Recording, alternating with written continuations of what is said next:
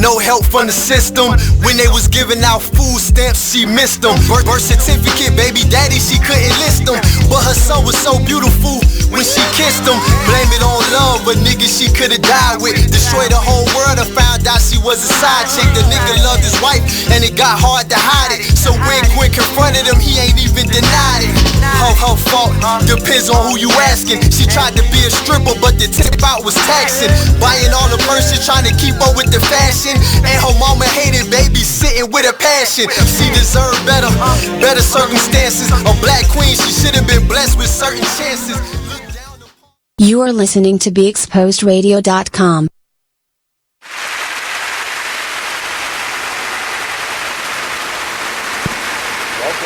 Welcome everyone to another episode of Now We're Talking. I am your host, Mervin A. Bourne Jr. And I'm Lolita E. Walker. I'm so excited to be back with you tonight. It's been 3 weeks. Yes, 3 whole, long, lonely weeks. Oh, but you did an amazing job. I looked at all 3 and you were just on top of it. Thank you. The guests were amazing. They were. Oh my goodness. Like every week it was something very different, but just powerful. The healing show was thebomb.com. I loved it. Like I was just thinking about just this week, that particular show a lot, and each of the 3 guests and how different they were, how they each had their different expertise. But just so knowledgeable and so humble and so powerful in what they brought to me personally. I'm telling you. And the audience. They were really a gift to the show, but a gift to me personally. And it was a lot of engagement. I loved it. So if you guys missed that show, it was all about non-traditional healing. We had Thema, who was from the womb sauna and really talked about the energy that's within a woman's womb. Yeah. We had Dr. Dot, who brought rhythmic healing, right?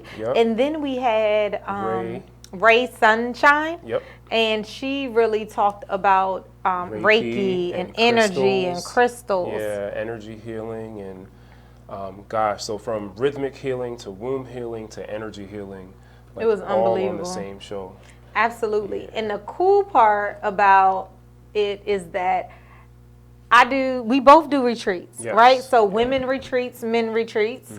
And the one that I have one September 19th through the 22nd. So there are still a couple tickets left. It's small, intimate, amazing. And some of what we're talking about tonight, right? Yes. So one of the cool things is that if you tuned in to the healing show, then Dr. Dot and Miss Sunshine are both going to be at the February retreat. Oh, wow. What about that? The drummetry. That's what I'm talking about. Dr. Dot is all in for February. And Thema was actually at my last February retreat, and I must say she was just #powerful. I could only imagine. It was so good. It was so good. Like I just got to be with her for a couple hours, but I can't imagine her like having the floor. Yeah. Like all to herself and just the impact that she could have on people. And it didn't even take much. I met her at a conference, a women's conference, and I remember going up to her afterwards saying, listen, I do this retreat and it's the bomb already. But I know that the energy you bring is aligned with what I'm bringing to the table, and this is what it's all about. And from there, we just made magic happen. I didn't even have to talk to her on the phone about what are you doing. It was kind of like, come, bring your energy, and she was amazing. I'm so excited. So tonight, what are we talking about? We are talking about retreat life. What are retreats? Why are they necessary? How can they be revolutionary in changing your life? And we are I think we're in a very good position to speak about that. And it's something that a lot of people know about them, but I'd venture to guess most people have never actually been on one. So I think it's an area that's ripe for information and learning and discussion.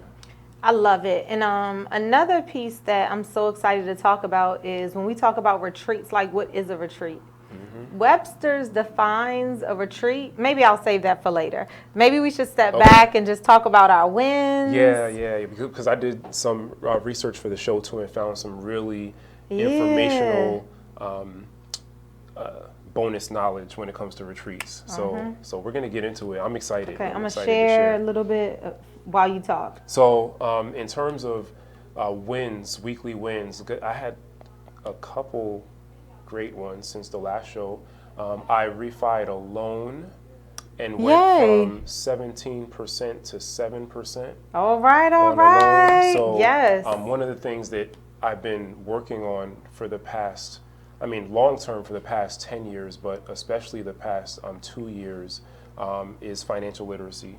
And I did grow up in a household where I was taught very early about saving and budgeting and how to operate a bank account and things like that. So I definitely did have a good foundation, but the older you get and the different stages of life you move through, you learn that there's so much more to learn and so much that you don't know, even though you know a lot already.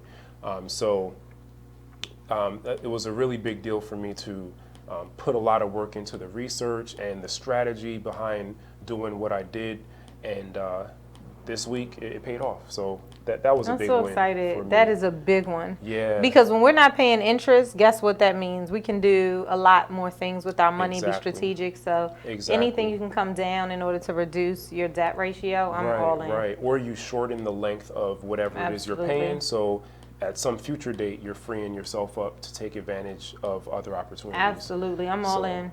And we talked about financial literacy before, so this just everything we do connects, you guys. Absolutely. I love it. That's right, because all the information we bring to the guests apply not just to our fans and our guests, but to us as well. So every show we do, I learn something, I grow. Learn something. I know you do too. We talk about it all the time. So that's just one great example. Absolutely. Because when we had Alan Boomer here from Momentum Advisors, he spoke to us a lot about financial literacy and the value of it, and knowing the differences between the different interest rates and what affects that, and managing your credit score, and how do you take control over your credit score, and how do we talk to our children about it at an early age, because that's super important as well.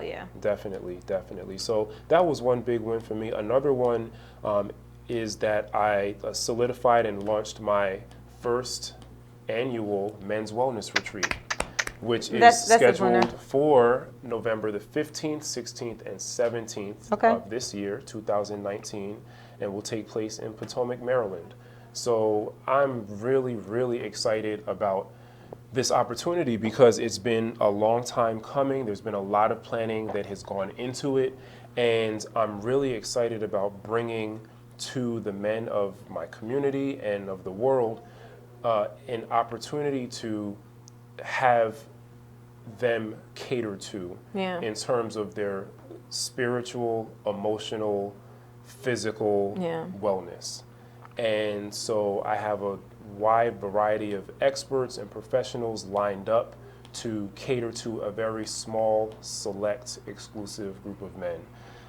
And we'll get into more details as the show goes on, but being able to launch that and put it up on the website and make it available to everyone was a really big win for me. So I love that. And shout out to Tariq, who is on the line with us tonight. What's up, Tariq? Hey, Tariq. We have Laurel and we have Jermaine. We so appreciate you guys, and join in on the conversation because we can see it live.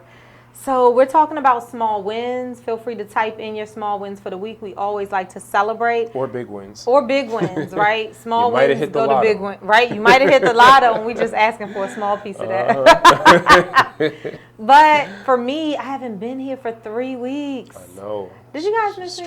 Stranger. Who are you? Stranger danger. So what have I done over the last 3 weeks? So the first week I was gone to Seattle. I have never been to Seattle. Have you ever been to Seattle? I've never been to Seattle.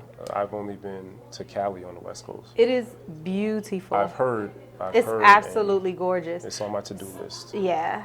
So not only that, in Maryland, we're all about crabs, right? Blue crabs, it's all about the crabs. But let me tell you something. Seattle, they got some crabs. Forget the blue crabs. I'm not knocking Maryland because I'm coming back. But let me tell you, those Alaskan crabs are nothing to mess around with. And I was there to do a talk with the women who hold the key. And I must say, this organization is amazing.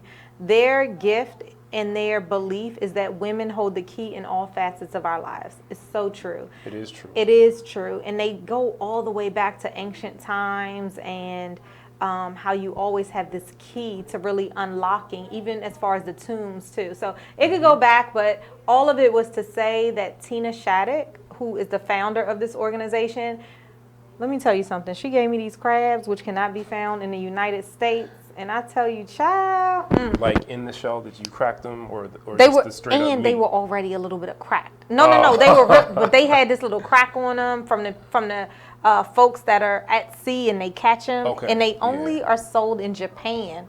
They're shipped straight. They don't need. Let me tell you, they are so sweet. I know it's not even right.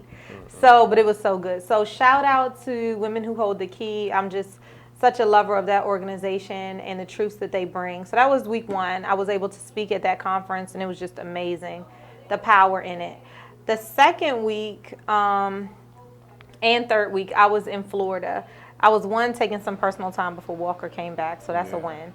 And then the next week, we were taking a family vacation. Okay. And that's important. So as anybody knows, I'm a co-parent, and to be able to do that is a wonderful thing. And so Walker enjoyed it, and we had some time before we came back. And you got a tan. Clearly you spent some time in the sun. Oh, it's like this. Kissed by the sun. Kissed by the sun. So we love it. And now we are back in today's topic. We're so excited about it. So today's topic is all about when your body tells you to retreat.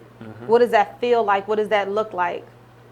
And you have 2 experts right here, right? So I am a certified life and executive coach. I launched Walker & Walker Enterprises, which is a personal and professional coaching and consultancy where I empower women and teams to really thrive in their greatness. That looks like women's retreats twice a year. That looks like one-on-one coaching and group coaching. That looks like a whole lot of other stuff. So Mervin is now on a platform where he's able to do retreats as well. Yes, I'm really excited about it. As all of you know, my first book that I wrote in 2016 was A Single Mother's Guide to Raising a Son. And I've recently started writing my second book, which will be published in 2020, entitled 365 Meditations for the Purpose-Driven Man.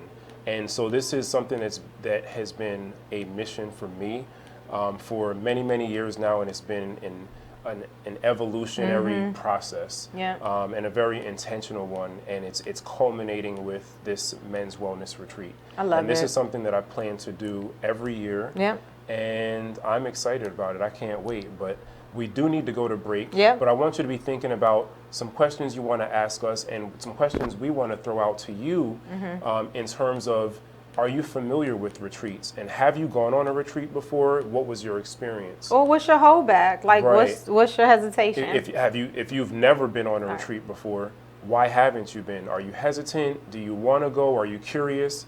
We're going to delve deep into it in terms of what they are, how you benefit from them, how they can be life-changing. When we come back. When we come back. We'll be right back. Now Stick with us. Now we're talking.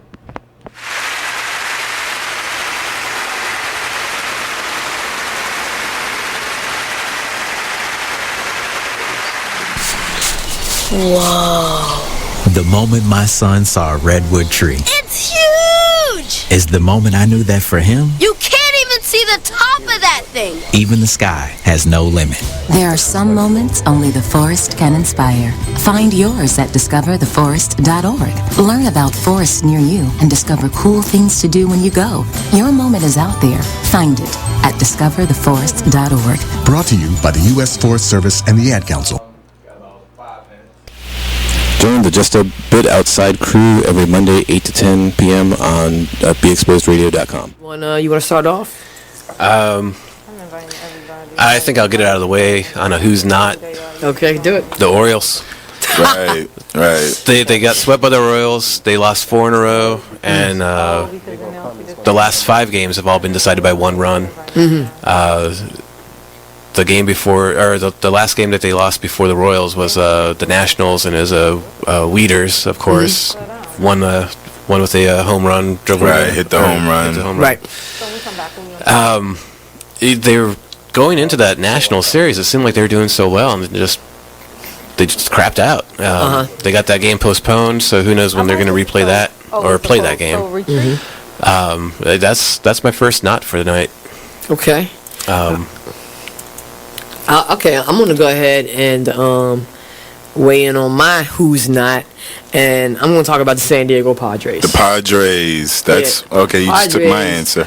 They're in last place in the NL West. They've lost 8 of their last 10. Their run differential is a negative 65, which is just horrible. So when you have well, let me just talk about run differential a little bit. It's kind of like the how much you're winning or losing your games by, pretty much. Yeah. Okay. It's like the margin of victory, kind of. Right. So when you're in a negative number, that means that then your average game you're losing by a whole lot. Right. I mean, a number like negative 65, this early in the season is pretty rough. That's horrible. The pitching numbers pretty much support this stat right here. I mean, the team ERA is 4.70, which is 26th in the league. They have 126 walks allowed. They acquired Jared Weaver in the offseason, and he really has not panned out. He's off to one of the worst starts in any of the pitchers in 2017. Mm-hmm. He's 0-4 with a 6.05 ERA. In May alone, he already has 12 earned runs in May. And, another one of their pitchers, Clayton Richard, he's 2-4 with a 4.34 ERA. And, in May, he has 6 earned runs and 12 innings pitched. So they're not pitching well. And on top of that, they are also not batting well. Right. But it kind of sucks because Manuel Margot is doing pretty good. His the past few at bats, his last. Join the Just a Bit Outside crew every Monday 8 to 10 p.m. on BeExposedRadio.com. Like keys, only have this bitch jumping. Okay. If I sit around, hold up. Look. If I sit around, hold up. Yeah. Rebel. Let's do it. If I sit around, I'ma smoke some more. Wasn't even thinking about smoke before, but I'm in my head and I'm in the bed. Don't know who I am, like I'm wearing a mask. Working mode, tell them where the cash. If you wear the cash, tell them where the cash. If you playing for you, gon' run it back. Don't make promises, but I promise that. Don't promise me, cause I ain't into that. Fell in love with that and got hurt from that. You are listening to BeExposedRadio.com.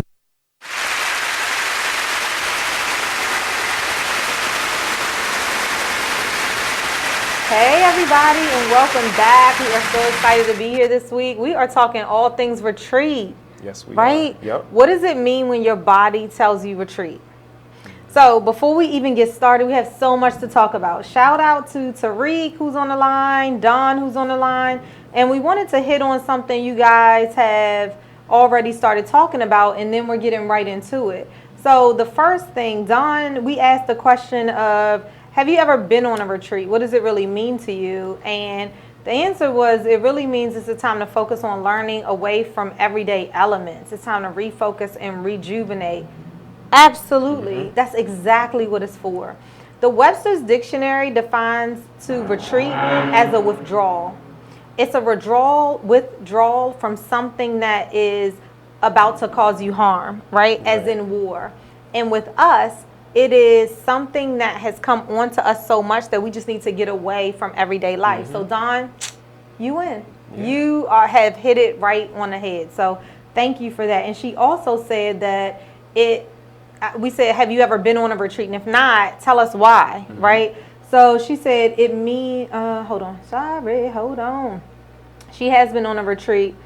For some reason, I can't get my computer back up, but it was a church retreat and a women's retreat. Yes, those are so common, and it's a way to get people with common interest inside of one location so that you can focus on those things, right? Do you have anybody making comments? Because I have a couple more here. So signs that you might need a retreat. There's a comment, a sign you might need a retreat, memory issues, as well as sleep issues. Yes. So I was sharing on the break that there's been times where I'm looking for my cell phone and I'm on my cell phone. So that could definitely be a sign that I need a retreat. It's time to pause. It is right? time to pause. So sometimes life is just so like 100 miles an hour. Yep. Every day, all day, go home, crash, wake up, do it all over again. And it's not that we don't know. It's just that we are going and we have expectations. Other people have set expectations, and we're in this place like a gerbil on this wheel, Yes, right? We're yes. doing. And the reality is we all need a pause. Yeah. You know, so many people have said to me, and I think I'm more conscious of it over the past year, so many people have said to me, I don't sleep well. I have problems falling asleep, or when I fall asleep, I don't stay asleep. It just seems like such a pervasive problem that so many people have. And fortunately for me, it's not one of my issues, but I know so many people that are affected by that. And like so many other problems, we just accept it as normal. But it's not normal. It's not normal. It's not normal. And it's at not all. what our body wants us to do. No, it's not. It's telling us something different. Or our mind, right? Yeah. So I think one of the biggest things for me about retreating is it's an acknowledgement that there's something I can do about it, other than just accept all of these things that are going on, whether it's the stress, the anxiety, the memory issues, the sleep problems, as normal, because it's not normal. And we want to empower people to understand that they can take control and hit the reset button. You own it, and you know you're worthy of it. You are enough, and you absolutely deserve it. So Laurel, thank you so much for joining in. She says that retreats are nice because you get to relax and learn about life when you might want to adjust inside of your life. And I think the beauty of retreats is that you get to pause. We said that before, but sometimes for me, I always knew that. Like I used to go to retreats here and there, but it wasn't until I hit 40 that I really, I had this just, we could talk about that another day, but 40 was my year of self-discovery. And for me, that really just meant sitting in my moments and really understanding like this is what life is, this is who I am, this is who I want to bring to the table.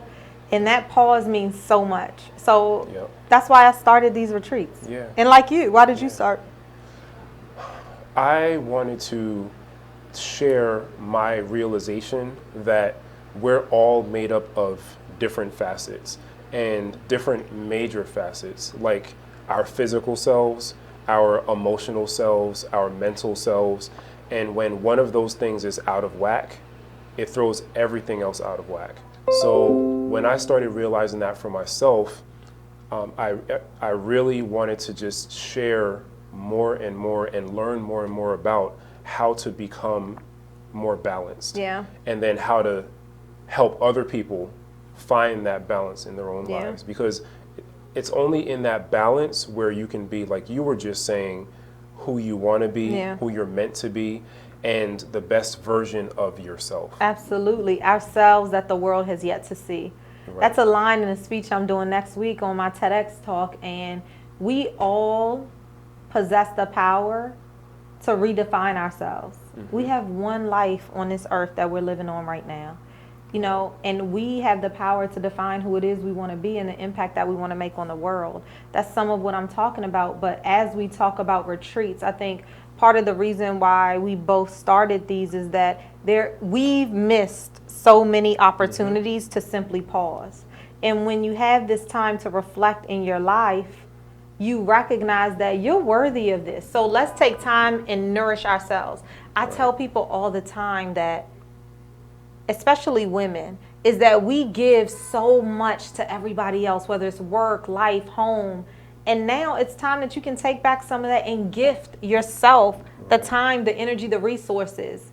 And so like you, with men, the fact that you don't do this all the time, so why not take this opportunity to just nourish, right? Just nourish you. It feels so good. Right. Because the other thing that I've realized going through life is that sometimes we get this martyrdom complex, where we feel like always being the sacrificial lamb, always putting ourselves last, always neglecting ourselves is somehow like there's some honor in that, or there's some reward for that, or some nobility in that.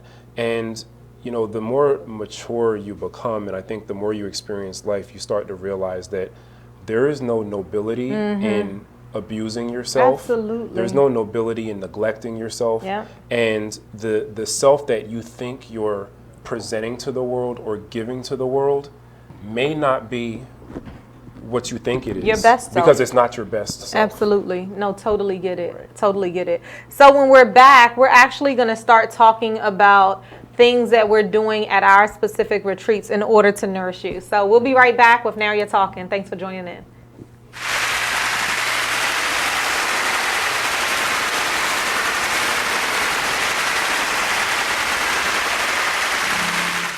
Are you thinking about getting your GED diploma? Well, here at the GED Pep Talk Center, we've got a number of pep talks that can motivate you. Sometimes things don't always turn out the way you want them to. You know that feeling? People look at you and don't believe in you. You want some gentle encouragement. Then you're on your way to your GED diploma and a better life. But I know they're probably just a little bit nervous. You can find it in yourself to take that first step. You can improve your future. You can do this. I know you can. You need to start pushing yourself.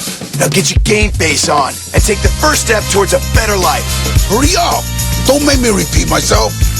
Whatever level of motivation you need to get your GED diploma, we've got a pep talk that's right for you. Call 1-877-38-YOUR-GED or visit yourged.org for your pep talk and find free GED classes in your area. GED is a registered trademark of the American Council on Education. Brought to you by Dollar General Literacy Foundation and the Ad Council.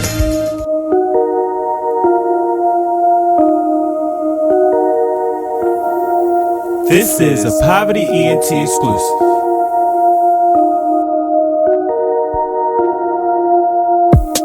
Next stop, Texaco. Strapped up, you already know. Fuck niggas hate, that's how it goes. Rolls with me, yeah, it's time to go.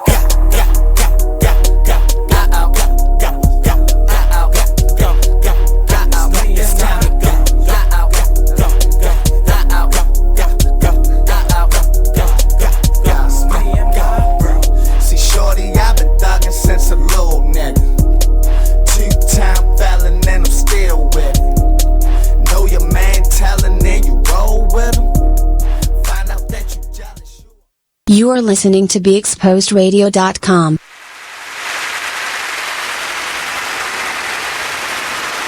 Hey everybody, it's Thursday and we are back to Now We're Talking with Lolita E. Walker and Mervin A. Bourne Jr. And we are so excited. Mervin has held it down for 3 weeks while I was traveling, and I'm just so appreciative of having a co-host, hashtag Van. Welcome. The dynamic duo. The dynamic duo is back, and tonight we are talking when your body tells you to retreat.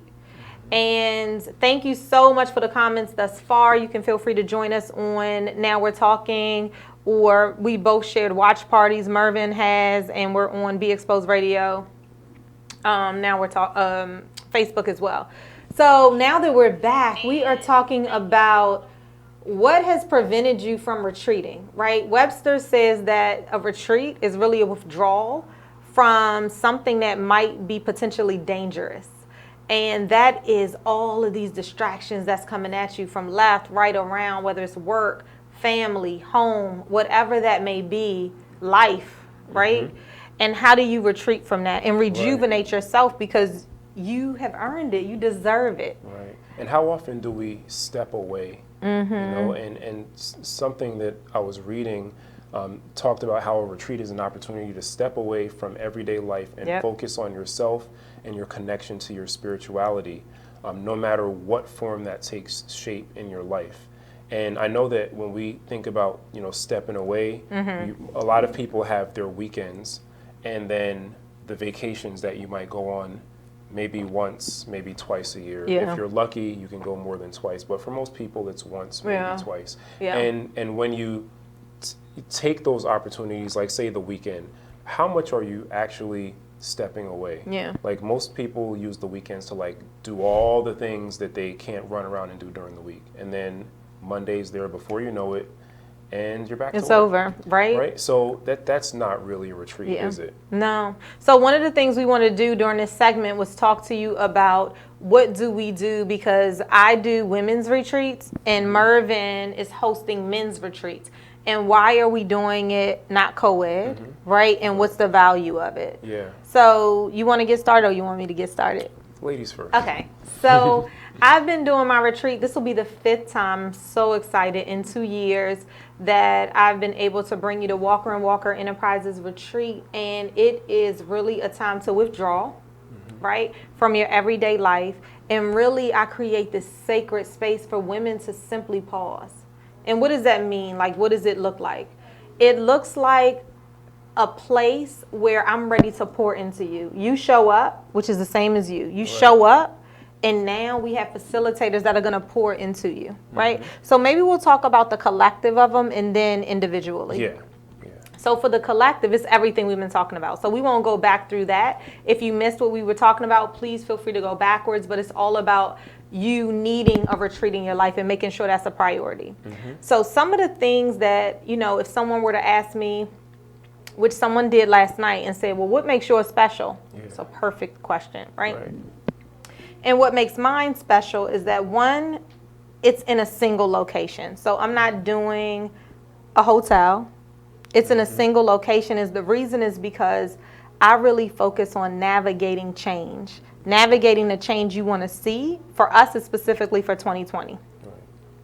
And when you do that, it could be emotional, disruptive, because that's what change does. And so I focus on making sure I'm able to navigate you successfully. 1, draw clarity. 2, I want to draw commitment. And 3, I'm going to help you with accountability as you go through this, because it's a journey. And all of the facilitators that I have are really sitting upon that foundation of let's do this. And so mine is unique in a sense. Not only do you have a personal chef, because a number of retreats have that, but it's more so let's really nourish our mind, body, and soul, because they are so interconnected, right? I love that. And it's so intentional.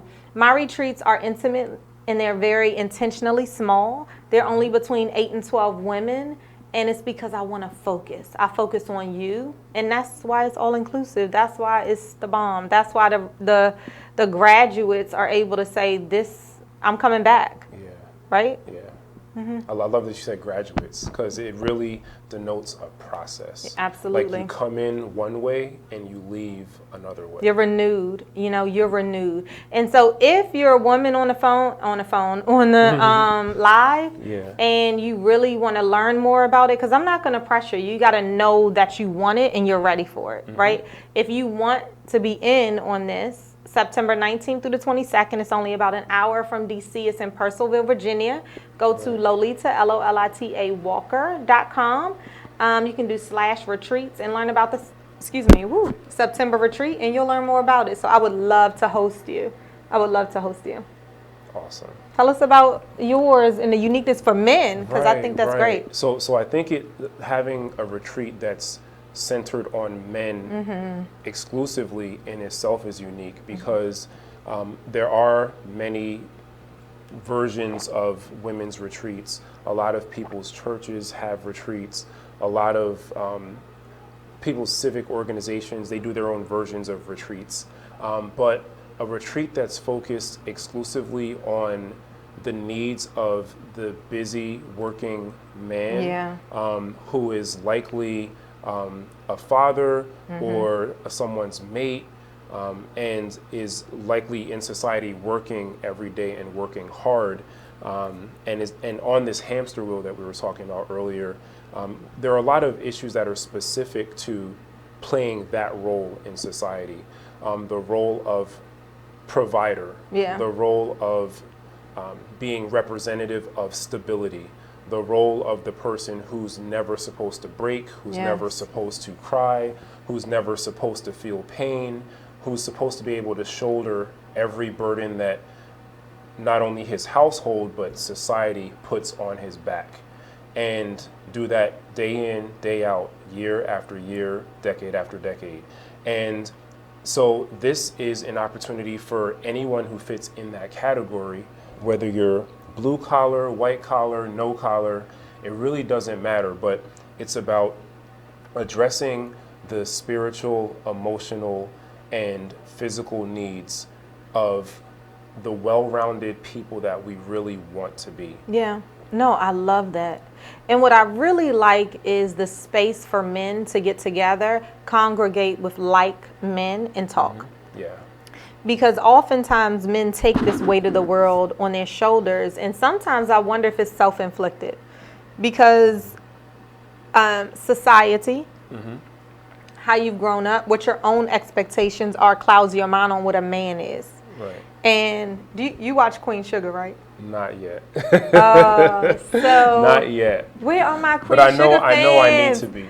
So on the last episode, one of the things that really hit me. No spoilers. Well, no, you don't watch it anyway. No super spoilers. Oh, You no can spoil super a little spoilers. bit. Spoil a little bit. Don't tell us who dies. Oh no, nobody died this week. So Ralph Angel, really, him and his girlfriend, ex-girlfriend, he recognized that he was dating somebody else because they had broken up. And he recognized that I have these feelings for Darla, right? So the girl that he was really feeling, he actually had the balls to say to her, we're live. So he actually had the gumption to say to her, the testicular fortitude. yes, like, I think I'm in love with somebody else. I like you a lot, but reality is I'm really in love with this person. And I was yelling at the TV like, yes, yes, for a man to be able to say that, good for you. Because so many men have this thing on their shoulders where they're just going to juggle two women. And what he was able to do was recognize inside, like, these are my feelings. And I feel like sometimes that is the struggle of a man. So I am just so excited that you're doing this retreat, and it's for men to really tap in deep away from society for a minute. Yeah, and tap into themselves. And the theme of the retreat is better men, better fathers, better futures. And how can people sign up for it? By going to mervinbourne.com and clicking on men's retreat, or you can go directly to mervinbourne.com/retreat. And all the information you need is right there. It tells you the city, exactly what you can expect, all the amazing benefits of the retreat, awesome. which is all inclusive. And from the moment you set foot in the door until the moment you walk out of the door, you don't need money, you don't need anything other than yourself and an open and your mind. registration. That's right. Absolutely. That's I right. love it. Yep. I love it. So everything is all planned, and whether it's Mervin's retreat or my retreat, or you and your partner go to both retreats, then it's all about now what, right? I was at I'm also on a pre-alumni council for Morgan State University, of which Morgan State we both graduated from. And as I was there today, we were talking about this October event where we're going to be talking mental health.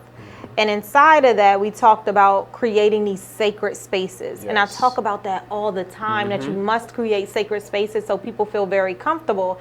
And how many times do we really create a sacred space for ourselves? Not often. Not often. You know, I think a lot of times we suffer in silence. And we go through life thinking that we're the only ones going through certain things, feeling certain things, thinking certain things. And it's not until you're humble enough and courageous enough to open up and take this mask off to someone that you can be vulnerable to, you realize, wow, I'm not alone. I'm not alone. This. And there are thousands, if not millions of other people going through all the same stuff I've been going through. It's so funny. And this is not, I'm telling you, Mervin and I have not talked about this yet, but you just talked about unmasking yourself.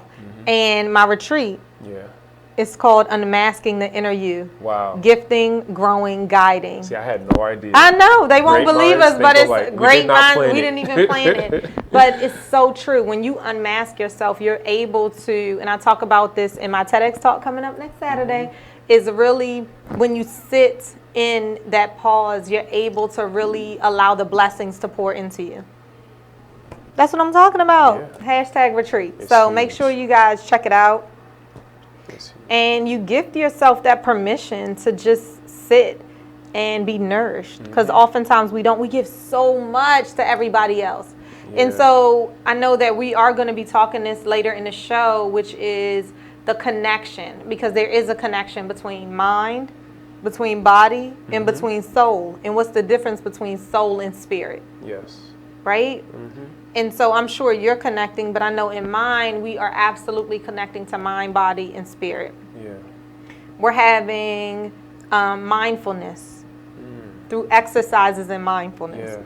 We are having activities and facilitators that come through and really challenge your thinking so that you can up-level yourself beyond today and tomorrow. And it's so important because if we don't challenge our minds now, then how are we going to grow? When you say up-level yourself, can you say more about that? Yeah. So what I'm saying about that is level up, right? Like Sierra said, level up. I say up-level yourself from where you are, right? When we're sitting in a certain space, we easily become complacent. You learn something and it's comfortable. Now I want to challenge you to get out of that comfort zone. I'm going to push you like you're going to push your participants and your soon-to-be graduates. Right. You're going to push them to challenge themselves of thinking more, of pushing themselves physically more, pushing themselves spiritually more, of pushing themselves like, where do you want to go?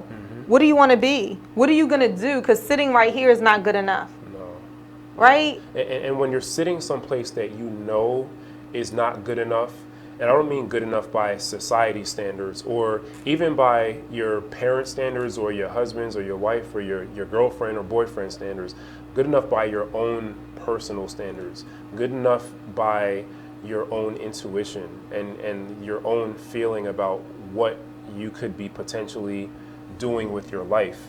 And, you know, if you allow yourself to just step out of that comfort, or even that discomfort that you might be dwelling in because you're just used to dwelling in it, you will be amazed at a whole other level, a whole other world that you can expose yourself to and step onto. And every single person can do it. It's not something that's just for like a certain small, tiny percentage of special people. It's not something that's just for people that have a certain number of college degrees or people that make a certain amount of money. It has really absolutely nothing to do with money and nothing to do with college degrees at all. Absolutely. Everything that we're talking about transcends all of that. And it's really about, from my perspective, bringing out the best in every single individual person. Yep. And one of the things that I've had somebody ask me before, because I talk to a lot of people about retreats and about why it's important for you to take part in this right here. I'm offering you this opportunity to really grow you. And I had a woman ask me, well, what makes you stand apart? What makes you qualified to do this? And the answer is, what makes me not qualified to do this? I am a woman who has experienced the lack of a pause. I'm certified as a coach, so I'm able to really coach you and level you up. But even if I wasn't, what I can offer you is what I know I missed out on, right? What I can offer you is experience and an experience for you going forward. And so let me tell you how I'm going to nourish you. And so I think it's really the how. And so we talked about what are some reasons why people don't do retreats. And some of the things that I've heard before is, one, I don't have the money, right? That's always the number one. And so one of the things I would say, if that's your reason for never retreating and pouring into you, is that, are you saying no because you feel like you don't have the money? Because what I would say is, I would say yes because I'm willing to pay to invest in me and to level me up more than where I am today. So don't consider it saying no, consider it saying yes, and then the possibilities that you have as a result. Wow. I would also say that we choose, it's a choice. We choose to spend money for what we want to spend money on. And I don't compare it because my shoes are important to me. I got to walk around, right? My nails, my hair, the way I look, the way I present myself to society every day is important to me.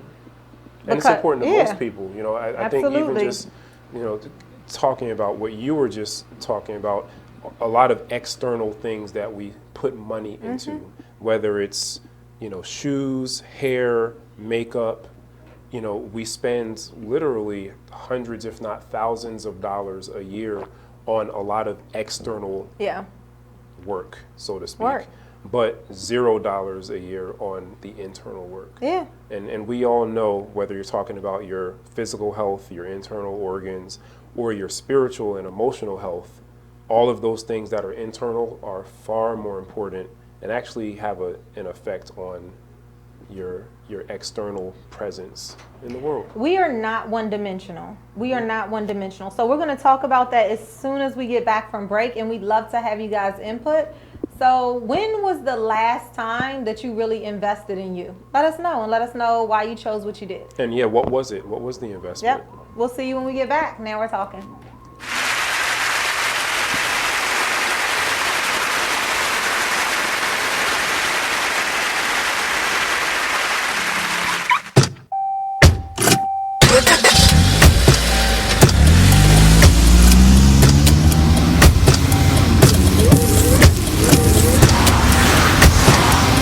Driving has a rhythm all its own. Don't wreck it with a text. Before you get behind the wheel, silence your phone. Or better yet, designate a texter. For more text-free driving tips, visit stoptextstoprex.org. Brought to you by the Ad Council and the National Highway Traffic Safety Administration. Green light. Hey girl, school zone. I'm getting hungry. Car changing lanes. You want to meet me for pizza? Stop sign. Intersection clear. Yeah, street. Pizza sounds good. Ballin' Street? Girlin' Street! It's hard to concentrate on two things at once, like texting and driving. Stop the text, stop the wrecks. How will you stop texting and driving? Tell us at stoptextstoprex.org. Brought to you by the National Highway Traffic Safety Administration and the Ad Council. Just a Bit Outside radio show. There is one glaring stat that I read about while watching the games over the weekend. New York Yankees went 22 straight innings with at least one strikeout. Really? That's a major league record for the postseason. Wow. Yeah. That's an interesting statistic. It is. And then when you think about it, it's like, okay, that, to me, that's like a big reason why, they're losing right now.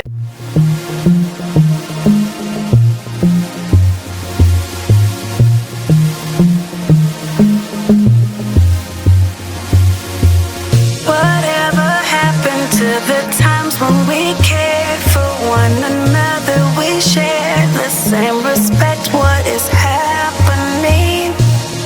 We're trading what's important. You are listening to BeExposedRadio.com.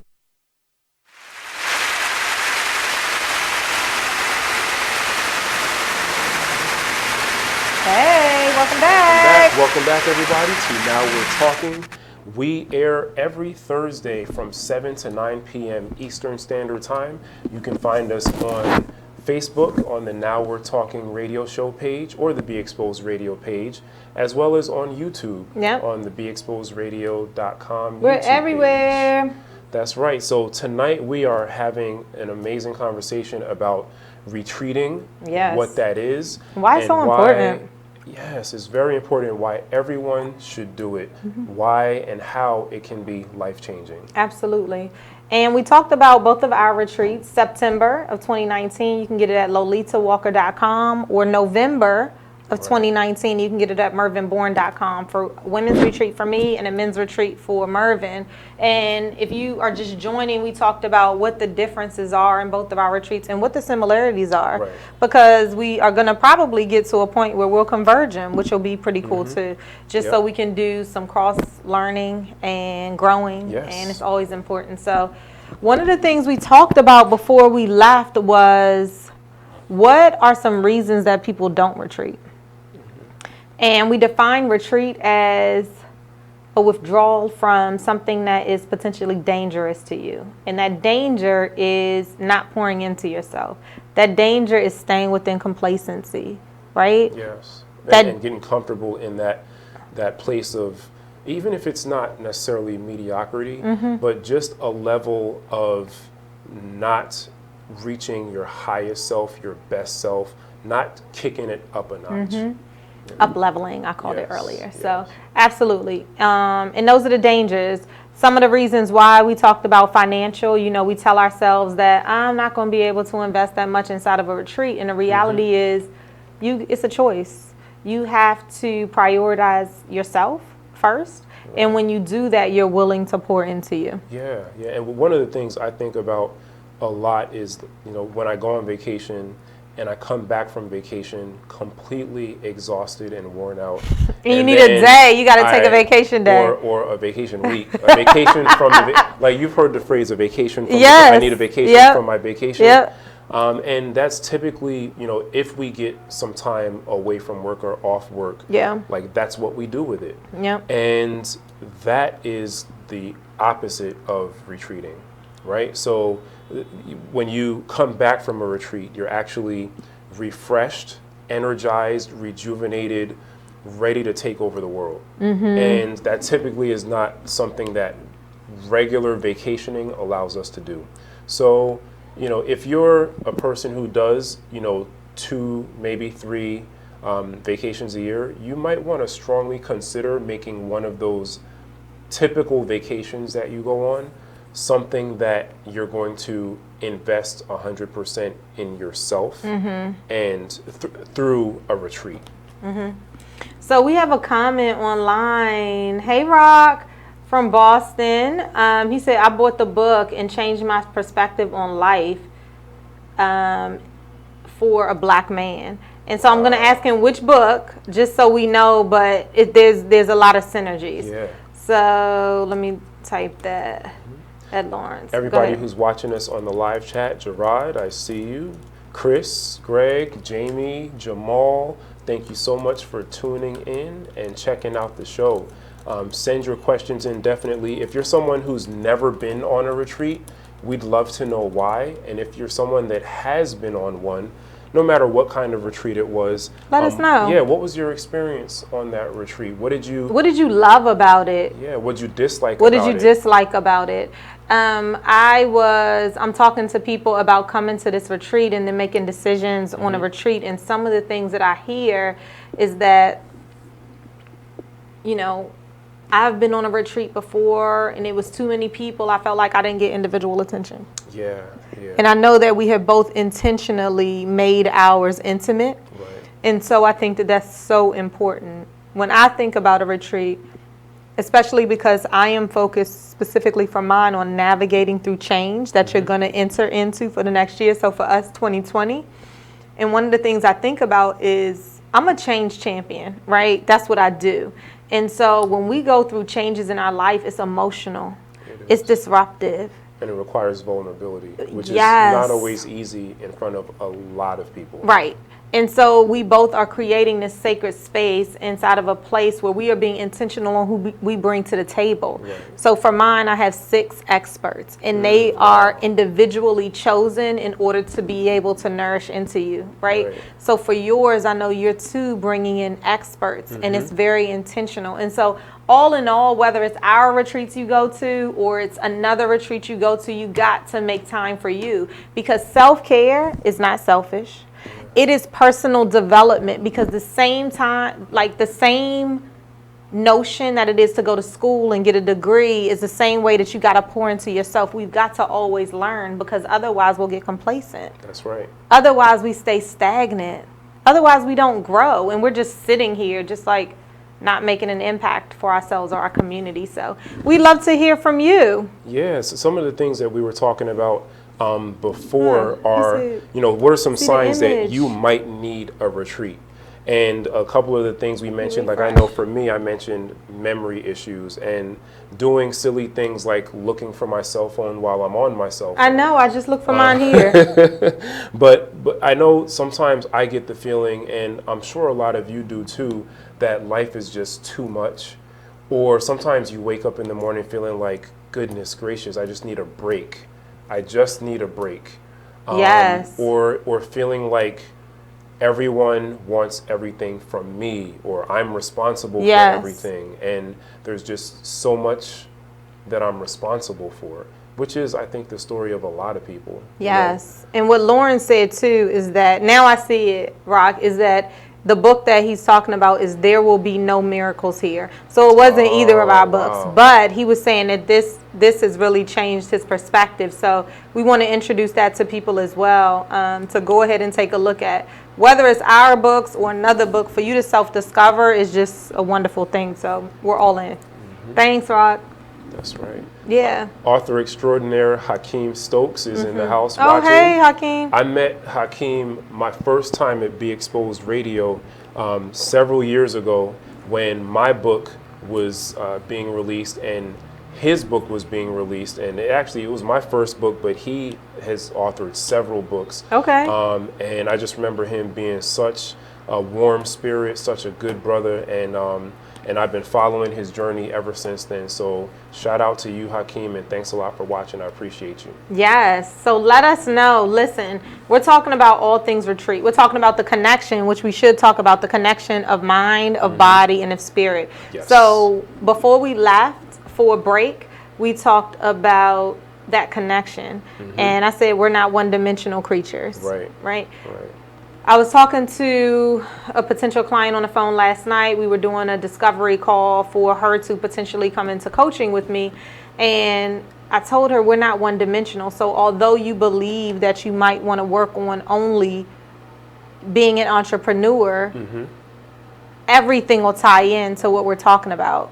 Your work, your life, your home. It will. And so when we get back, we're going to talk about this concept of mind, body, and soul, mind, body, and spirit, and what that means. So we'll see you when we get back. Now we're talking.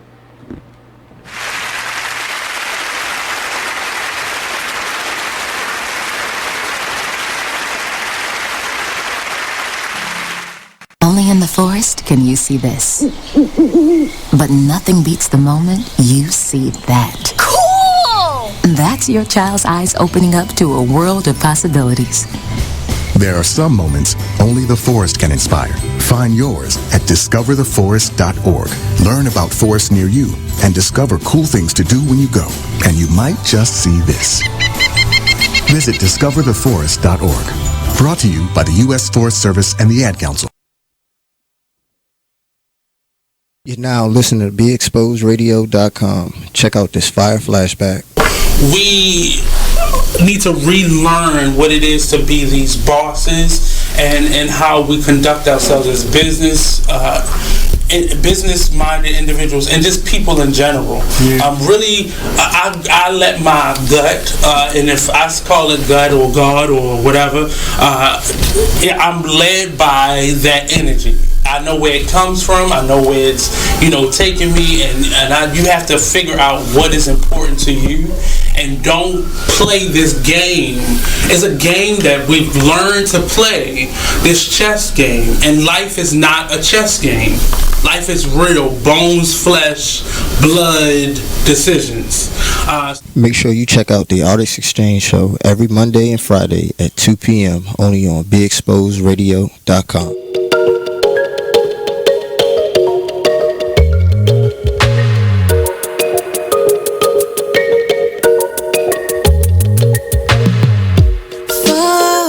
This unknown to find who we really are. Crash into something new. Take a break from our broken heart. Talk with the hip, tell me you lie. I think we should go for another round. Baby, try not to say too much. Let your love come down. If you wanna rule, it's some rules you gotta live by. Live by. Stay true to your cool, make a move. Don't wait on nobody else. And if it feels like a melody, sing a song, be my radio. And if you follow me back, I'll follow you back. Let the night unfold. I can tell that she can't get enough. Show enough, she couldn't keep the feels up from me. I know she couldn't keep the feels up from me. Touching hands till we dance in the dark. Like the one thing you always gotta remember is people gonna try to project their insecurities onto you. But you can't listen to what them niggas saying. You gotta get out here and do your shit regardless. You gonna do what you love for the rest of your life anyway. So why not turn that shit into something? Be a man of everything you say. This shit bigger than me, man. Like, yeah, I'm good and all that, but you know what I mean? I ain't shit without y'all. Feel me? So no matter what you up to, just go hard. Don't matter. Can you imagine how I really having nothing is? Stomach growling, you ain't got no food in the fridge. Surviving on a jail diet of water and bread. No father figure, it's cause my father dead. Mom's bringing different niggas in and out the crib. No money, so you seen this less than all your friends.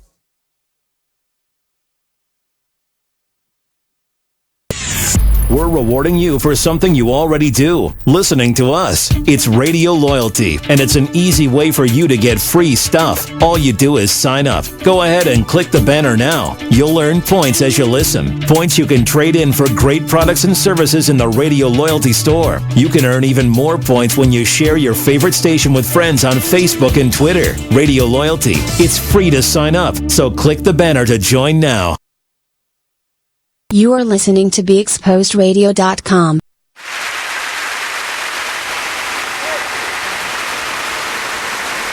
Hey, welcome back. Welcome back. Yeah, so we are here today. We are talking about all things retreat. What does that mean? Why is it important for you to make sure you nourish yourself, your mind, body, and spirit? And we're going to start with the connection between mind, body, and spirit. So we want to give a shout out to all of those that are on the line with us. We have a number of people that are here, and so we invite you to join in on a conversation. So far we've been talking about, what does retreat mean to you? Have you ever been to a retreat? And if so, what did you love about it? What didn't you like about it? And what's holding you back from nourishing yourself? So let us know. We're in on a comment, so we invite you to chime in. So we're going to talk about the connection. Yeah, so there's a book called The Laws of the Sun, and there's a quote from that book that I think is really powerful. And it goes like this: human beings consist of a consciousness, a spirit, and a soul, all of which were created through the will of God, and the central core of the soul is the mind. So it's just, to me, sounds like it's talking about how the mind, the body, and these terms that we use like spirit and soul, they're all interconnected.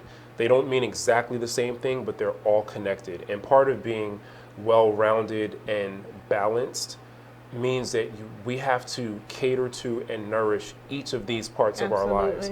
And so often in life, we pick one of those things and cater to that. So we'll pick and forget about the other two, right? Yeah, so maybe we'll pick the physical and we'll go to the gym a lot and work out a lot, and we'll change our diet.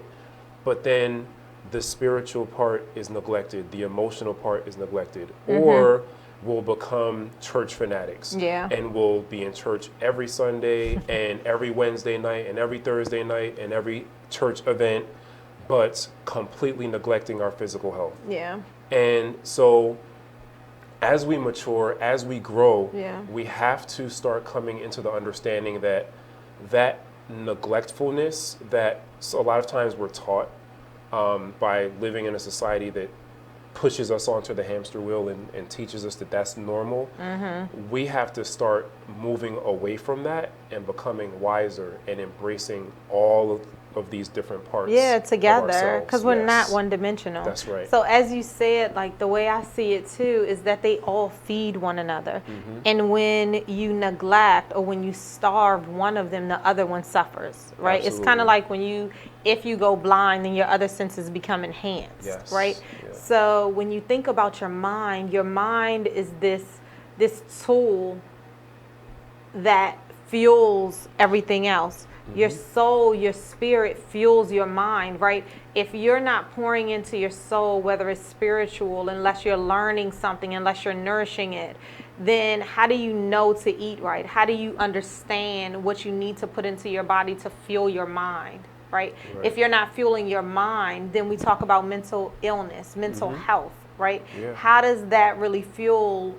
And that's why it's important for both of our retreats. And if it's not our retreats, when you guys think about withdrawing and really self-discovering, make sure you're asking questions about whatever retreat you decide to go to. How are you feeding my mind, my body, and my spirit? Because you're not just going to feed your mind. It's just not about an action plan. You're not just going to feed your body doing a couple of exercises and leaving, or getting a chef and just talking about it. You're not going to feed your soul by doing these mindfulness events about challenging your mind, right? Right. It's got to be holistic. So make sure you ask those questions, because you need somebody who is really thinking about that in order to give you a holistic experience, because that's what you're really looking for, right? Definitely. So is part of my retreat, I know, Lolita, before we went to break, you talked about the different experts, or I don't know if you've finished talking about it, but you're bringing a lot of experts to your platform through your retreat to address the needs of the women who will be there. I will, yes. Did you delve into that yet? I didn't delve into the who, but I'm happy to. So for my specific retreat, I might have mentioned that it's the 5th one that I've done. So I learn something every time. I pull from the last one in order to make sure that I'm fulfilling everybody in the next one. Yeah. And one of the things that I'm doing is, when we talk about, because for you guys that just joined, it's all about change and managing change and making sure we're setting ourselves up for clarity, for commitment, and for accountability as we move into the next year. And every retreat, there's something that comes up about, I'm financially stuck. So I know where I want to go because we pulled that out, but I don't know how I'm going to financially get there. So this time we have somebody coming from the financial aspect, Tatanisha Meadows, who I'm so excited is coming. And she's a financial expert, and she's really going to tap into all these limiting beliefs, because reality is we can. Wherever we are now, there's nothing that is holding us back from our dreams, right? But ourselves. So she's going to talk about how to make that a reality. I talk mindfulness. So we have a yoga instructor coming and a deep meditation. I'm so excited about this piece. Then we have Dr. Sophia Rahman, who we talk about always on the show. We've got to have her in. And she's coming back. She's been with me since the very beginning. And she's coming back, and she's doing a session on guiding your inner self, right? And she's a therapist. Well, she's really a psychiatrist. And so she's talking to us in some group sessions and individual sessions on what our trauma is and just leaping beyond that. Okay. We have me, where I'm doing some focus sessions on unmasking the inner you. We have Terry Lee, who's a stylist, who's really talking about unmasking you, and is going to do some work with us there. But everything is based on pouring into you. I want to pour in so much into you that when you leave, there's no question on what we're going to do next. Yep. And people will also be pouring into themselves. Yes. Right? So, I get relief every time. Every time I get poured into. Yeah, because it's not always. Sometimes it's things from the outside coming in, and sometimes it's things internally coming out and being released and being created. And I'm just the thought of that is exciting. It gets me so excited. I love talking about it, but the reality is, let's just take a step back, is that I wasn't always here. Right? I wasn't always here. I remember when I was in corporate America, it was kind of like, who has time? That's one of the beliefs, like we talked about, what holds you back. It was like, who has time to do that? I barely have time to use the bathroom in the middle of the day. Limiting beliefs, you mentioned, and I really wanted us to tap into that a little, because it really affects each and every single one of us. The idea that you cannot do fill in the blank, it's a limiting belief. It is. Right? It is something. And so people that haven't heard of that phrase, it's really a belief that's in your psyche, that's in your mindset, that you're thinking about or telling yourself, that is limiting you from leaping beyond where you are today. It's limiting you from being your greatest self. Right. And it is real only because you believe it.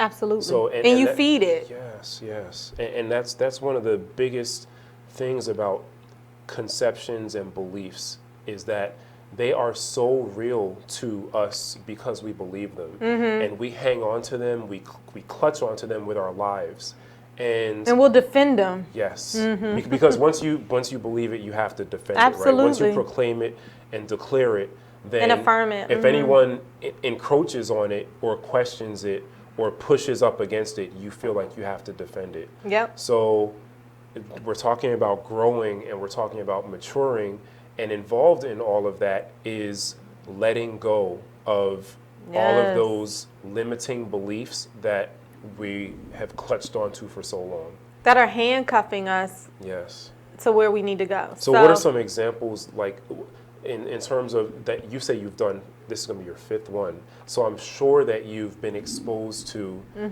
through your own experiences, but through the experiences of women on your retreats, a myriad of limiting beliefs. Yeah. What are some of them? Can you give some examples? Yeah, I think some of them have been things like, one, we talked about financial, right? I'm not able to fulfill this dream because I don't have enough money. That's one. One could be, oh my gosh, I have everybody who's dependent on me that I don't even have time to research what I need to do next. Right.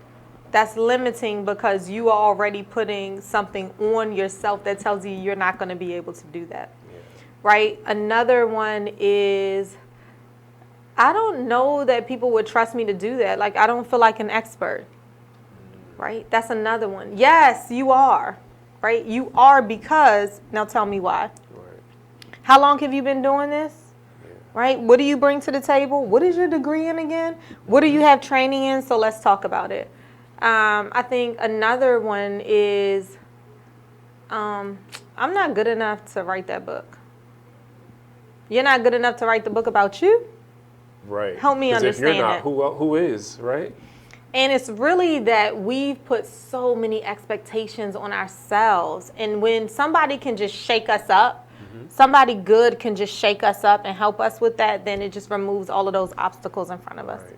And I like what you said about the fact that we put so many expectations on ourselves. I think a lot of times we also put other people on a pedestal.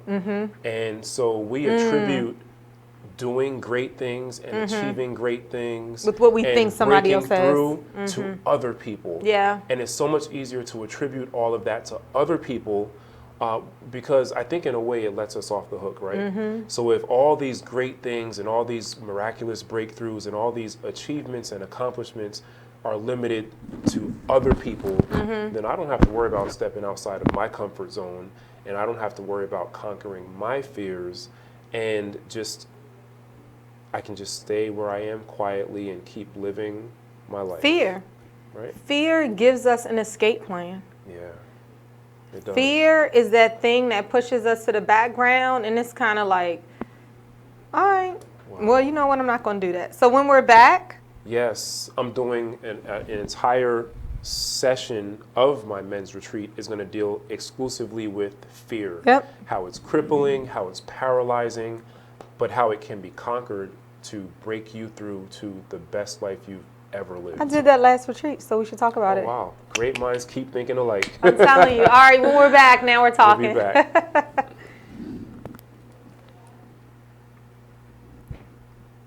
I know, I keep stretching right here. I'm gonna put it.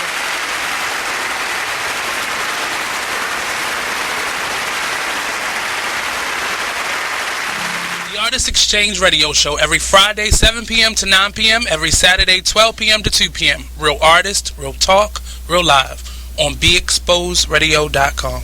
I was meeting with a friend yesterday, and I've gotten to the point where don't ask me a question because the truth is going to come out.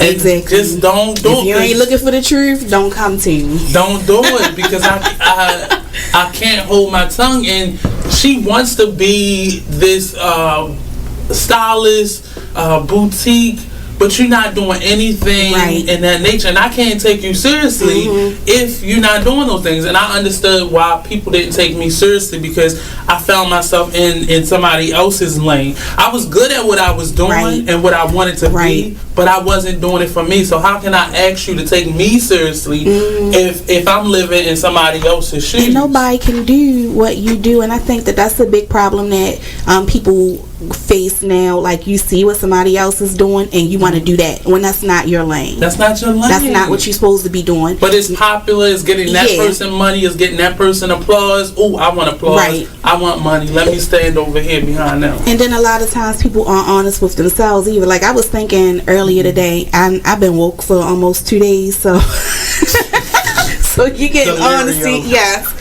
And I was thinking, like, you know, The Artist Exchange Radio Show.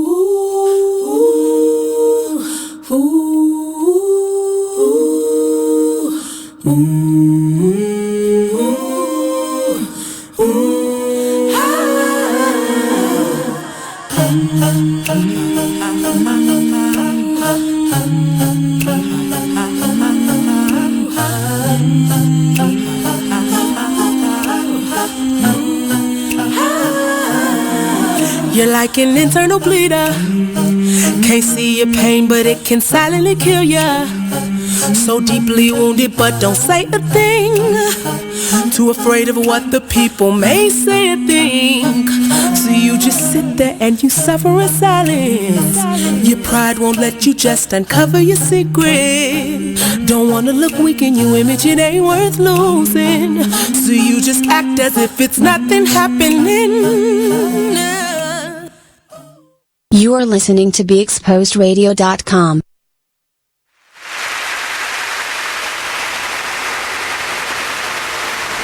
Welcome back to Now We're Talking. Hey. Walker. We're back. Now We're Talking radio show airs every Thursday from 7 to 9 p.m. Eastern Standard Time.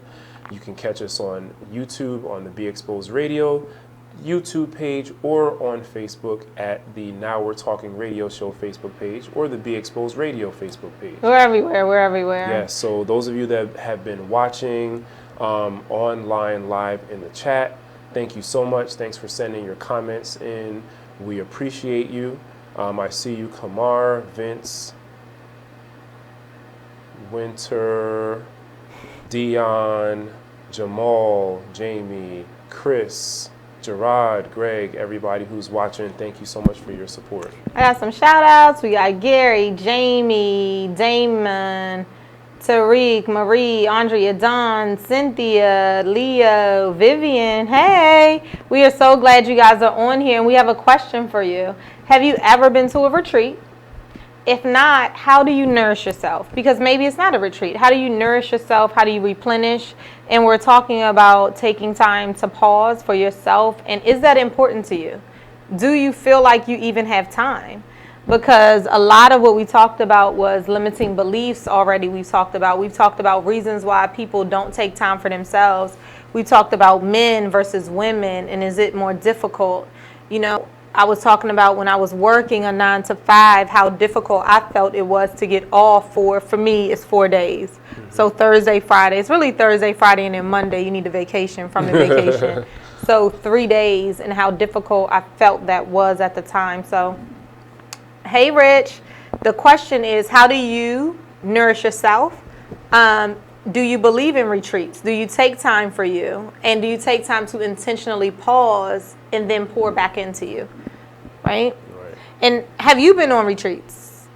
The one retreat I have been, it was, yes, and it was a lot of people. Mm-hmm. I've never been on a retreat, anything like what I'm about to do or like what you've described that you do, mm-hmm. where it's intimate and personal and a lot of attention to a small group of people. Yeah. Well, that's awesome because Mervin's wife has been to my retreat, and twice actually, she's been to the retreat. And I think that the value that I hear from the graduates of my retreat is that they really value the fact that it is intimate. Mm-hmm. And that's so important because for you guys that's just joining, we talked about the nature of self-care and why that's so important, specifically in our society where there's so much chaos coming to you left, right, turn on the news, there's so much pressure, social media, and how do you then draw that attention into you where it's in a positive space? And so to be able to remind somebody and affirm someone on who they are and what they're worth, and guess what? All these distractions that you walk into every day from 9 to 5, sometimes from 7 to 7, sometimes from 7 until 7 the next day, Listen, in the midst of all of that, you are an individual first. You've got to be nourished in order to nourish anybody else. I agree. And that seems like a good segue into mindfulness. Absolutely. And what mindfulness is. Yeah. And mindfulness is about coming into the right relationship with your body, your mind, and your soul. I like to think of it as an awareness. Mm-hmm. And then with that awareness, you're able to tap into these different aspects of your being. So like we were talking about before, we're not just physical, we're not just emotional, we're not just spiritual, we're not just mental, we're a combination of all of those things. And I think the more conscious we become and are of those different aspects of ourselves, the better, the more well-rounded, the healthier we are as people. What do you say to the man who's looking right now, who says, you know what, I'm working a 9 to 5 and I feel like I might need to be nourished, but I'm not really sure. I'm trekking every day and life seems great. What do you say to them that's watching right now why they should be a part of your men's retreat? So if you feel like you're working every day but you don't feel overworked, if you don't feel overworked, it's probably because you do already take time to yourself. It's probably because you do already nurture yourself and don't overwork yourself, and you've started to understand, or you already understand, the meaning of balance. So I would just ask a few questions, and some questions I would ask are, are you in tune with your emotional self? Are you in tune with your spiritual self? Are you in tune with your physical self? And if you can answer those questions, or at least start to think about those questions, if the answers to all of those questions are yes, then I would say a couple things. I would say then that's great, first of all, because most people are not there. But also, I would say it's a journey still. And there's never, in my opinion, an arrival point. It's not like you get to, a plateau and then you can just chill. Because if you come into an awareness when you're, 40 years old and you have another 40 years on the planet, does that mean or 50 or 60 or more? Does that mean that there's no more growing to do? There's no more learning to do? There's no more evolving to do? Of course not. But the other thing I would say is that if you're fortunate enough to have already found that balance, then share it. Share it with someone else who has not found it yet. Because we all know someone. We all know people that have not yet found that balance. Yeah, and to someone, I'll flip the same question on me to somebody who, is looking, a woman or a man who wants to gift it to their wife or their friend because they feel as though they can see that this person needs a pause. There's always something going on and they need a pause so that you can then have a pause. I say that gift it. Sometimes when you're in it, you can't see it. And the beauty of this, any retreat, at least our 2 retreats, because I know yours intimately as well, is that when you become open to now receive what is in store for you and other people, when you allow other people to come in and pour into you, when you make yourself vulnerable, then you create this space of openness. You create this space of, when you go back, the same things don't bother you anymore. You have shifted your mindset to now focus on you first. And so when things come your way that used to be distractions, they might still be inching up close, but now you have tools, you have strategies in order to deal with that. Because life is gonna happen, right? And that's what I think, that when you question a retreat and withdrawing, some of the things you gotta ask is, are these tools gonna be something I could use for a lifetime, right? Are they gonna cross over to personal, professional life? And if the answer is yes, then why not? Why not? You want to pour into you professionally so that you can move up a ladder. So pour into yourself personally so you can move up your ladder, right? So you got to just help people understand that. And hopefully we're helping you all understand that too. So whether it's our retreat, whether it's somewhere where you personally find somewhere to retreat, like right now I'm doing this 25 days of affirmations. On my Facebook page, which you can look up Walker and Walker Change, or on Instagram, Walker, the letter N, Walker Change. And it's all about 25 days of affirming you, of rediscovering you. So whether you're man, woman, child, you can go on there, and every day at 6 o'clock a.m. Eastern Standard Time, you will see something that is going to commit to your day and be intentional. Wow. So when we're back, we're coming back at it. And we're going to help you guys just see when your body tells you to retreat what you should do. And we have some questions from the live good. chat. So when we're back, I can throw them to you.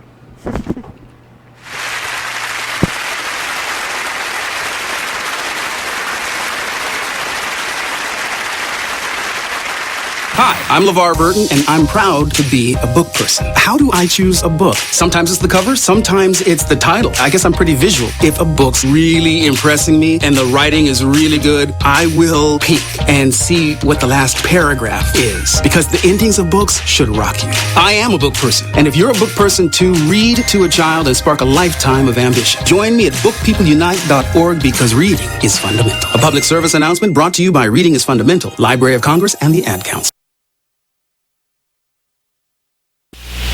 Join the Just a Bit Outside crew every Monday, 8 to 10 p.m. on BeExposedRadio.com. You want to start off? I think I'll get it out of the way on a who's not.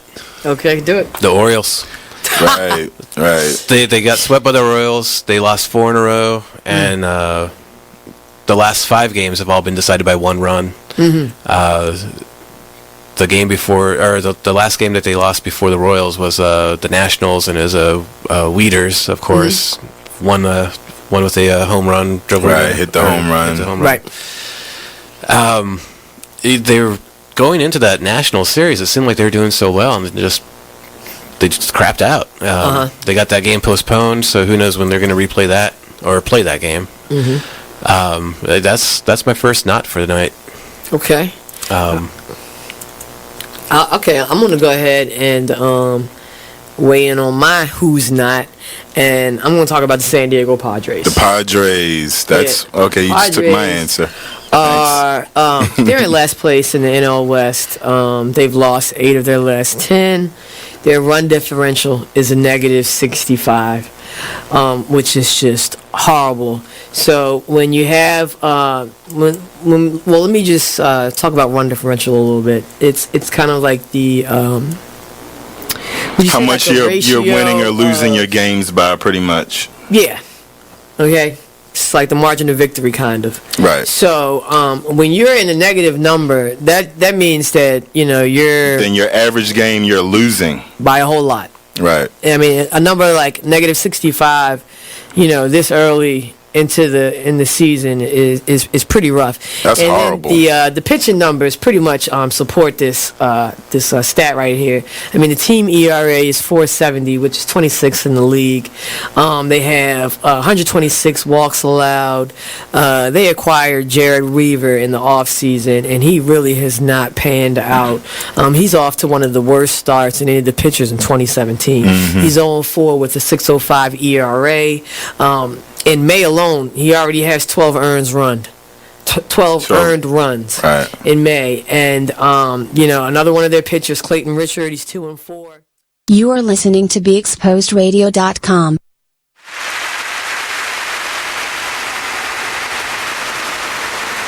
Hey, welcome back to Now We're Talking with Mervin A. Bourne and Lolita E. Walker. We are so excited to have you guys on the line. So let me give a shout out to our new folks that's on the line. Katrina, Nia, hey Nia, Damon, Cynthia, Vivian, Ridge, Lydell, Joy, Carl, Kamar. Thank you so much for joining us. Yes, we are talking all things retreat. So if you have not already jumped into the conversation, we are talking about the notion of a retreat and how important is it in your life, right? We know everybody is busy, and so some of the things we're talking about is how do you take that time? How do you know when it's time to take that time for you? You're going and you're grinding every single day.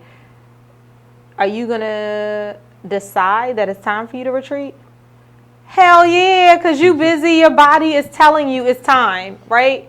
Do you have this time where you feel like I'm giving so much to everybody else who's pouring into me? It's time for a retreat. Do you feel like I'm exhausted? I'm confused. I don't even know where to start. It's time for you to retreat. Do you feel like there's so much chaos around me and I need somebody to love on me, to pour into me, to just tell me everything's going to be all right and create this blueprint for how you're going to get yourself out of this quicksand? It's time for a retreat.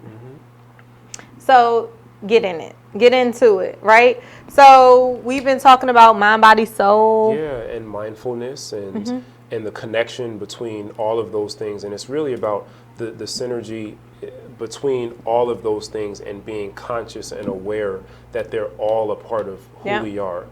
So, you know, getting to what you're saying, say you're someone who's watching and you're listening and you're buying into everything we're talking about, and you say, okay, I'm going to make this a goal, a future goal for myself to do this at some point because maybe I didn't consider it before. But in the meantime, what are some things that you can do if you can't do it just because of your present circumstances right now? Yeah, like I have kids, I can't get away. Like I have a job, I can't get away. I can't get away for 4 days, but I can only get away for 2 days, and yours is 4 days versus 3 days. I think there's a lot of things you can do. I think we, just like when you're in corporate America or you're working a 9 to 5, is you've got to take control of your own development because nobody else is going to do that. So when you prioritize you, then you start thinking about things like pre-planning. So one of the things you could choose to do is, if childcare is an issue, get in front of that beforehand. So you look at a retreat and you're like, okay, now it's August, the retreat is in September, but guess what? There's another one in February. So let me start making time for the February one because I know that's important to me. So arrange childcare. I have a 7-year-old son. I'm a single mom, and that's some things that I have to do. There is deciding that self-care is really important to you. Like, you need a minute before your kids get up in order to just ground yourself, not to kill anybody, right, in the beginning of the day. So do a meditation. I have an app. It's called Insight Timer, a wonderful meditation tool, right? It's free. It's on Google, what do you call it? Google Play, or I have Apple. So it's in the App Store. And it's called Insight Timer. I'm sure there's a million other free ones out there, but I feel like that's a great meditation tool. Dr. Sophia put me onto that one. And what does it do? What does the app do? It's meditation. So does it like prompt you to meditate? Yeah, so you go in and you start your day, and it helps you. It's a guided meditation. Okay. Yeah, it's a guided meditation, and so it's pretty cool.